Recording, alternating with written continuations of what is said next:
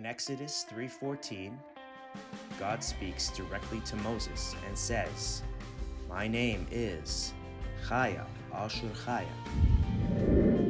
This phrase is most often translated as, "I am that I am." But what if something important is happening here? Something we've stopped questioning? God does not say, "Call me whatever you wish." He introduces himself directly. And throughout the Bible, God repeatedly warns us not to add to his words and not to take away from them. So it's worth asking, humbly but honestly, why we never again hear Ehyeh Asher Ehyeh spoken the same way. Instead, we encounter substitutions such as I am, the Lord, Yahweh, and many others. These may serve as titles or reverent stand-ins, but a name is not the same as a title. In Hebrew, Ehyeh comes from the verb to be, meaning I exist or I am living. And this is where history becomes important.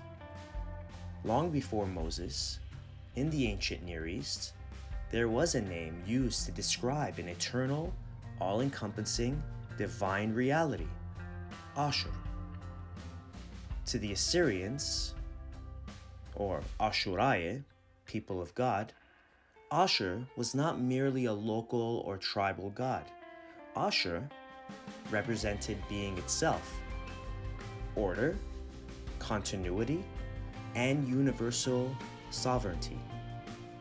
He was not confined to an image or a temple, but understood as living, active, and sustaining all things.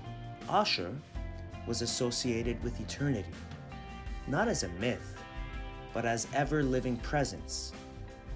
So we must ask, when Moses encountered the divine at the burning bush, was he hearing a new idea or recognizing truth already known, now spoken directly?